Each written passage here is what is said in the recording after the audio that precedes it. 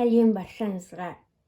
Бүгін сіздерге осындай керемет үй жағдайында ПП майонез жасап үйретемін. Үй жағдайында өте керемет, еш зиянсыз, ағзаға зияны жоқ майонез жасайтын боламыз. Бізде майонез жасауға горчица керек, творог керек. Творог бізде мягкий болу керек. Және де жұмыртқаның сары уызы, тұз және лимонның бізге аздап шырыны керек болады. Ең алдымен біз мұнда творогымызды блендерге саламыз.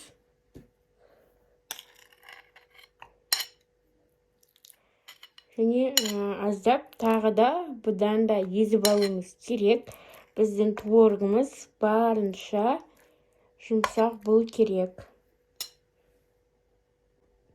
Мінекей мен салып болдым. Енді жақсылап блендерлейтін боламыз. Мінекей енді жақсылап блендерлейтін боламыз.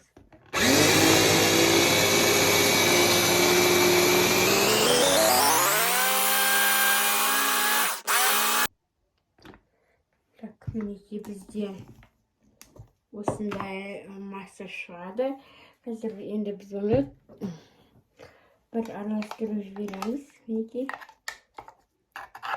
кәдімгідей ешқандай ірітіксіз масса шығу керек. Қазір тағы бір блендерлейтін боламыз. Мінекей тағы бір блендерлей жіберемін. Сәтті қалмайтындай жақсылап блендерлеуіміз керек. Осы бізде ірітіктері қалмау керек. Мінекей бізде осындай ешқандай несіз масса дайын болды. Енді біз осы немізге жұмыртқамызды қосамыз. Жұмыртқаны, яғни тек қана сары уызы керек бізге.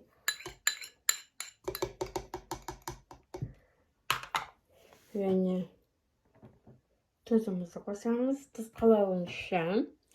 Және 2,5 шай қасықпен лимон шырынын қосатын боламыз. 2,5 қасықтай. Мінекей лимон шырынын қостым. Енді горчицамызды қосатын боламыз.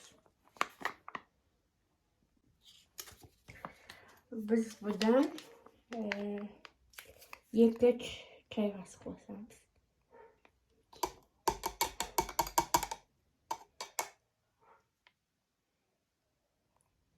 Осылай 2 чай қасықтан салсаңыздар жеткілікті.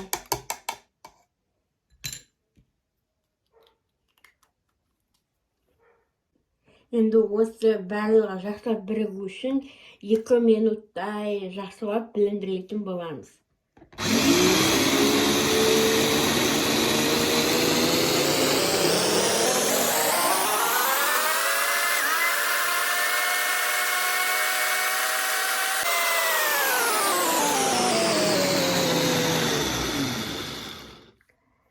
Енді көретін боламыз.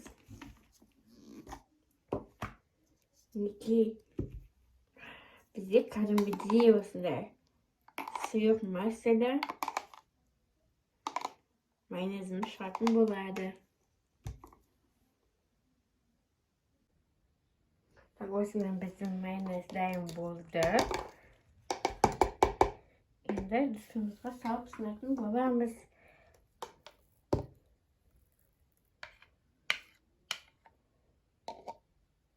Осындай сәл біз сұйықтау шығады. Кәдімгі біз салаттарға қазір жасайсыздар ғой, арнайы соус ретінде.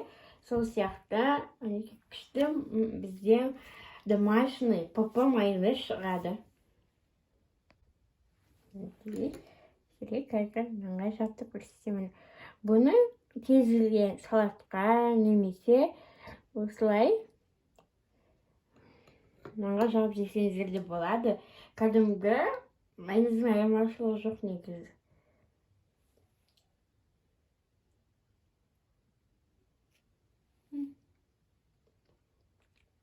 Сондай керемет болып шыққан. Сіздерге жасап көруге кеңес беремін. Мінекей сіздерге міндетті түрде жасап көруге кеңесімді беремін. Себебі кәдімгі майонезден көп айырмашылығы жоқ. Кәдімгі майонезді тура ұқсайды. Бірақ осылай творогтан керемет үй жағдайына майонез шығаруға болады.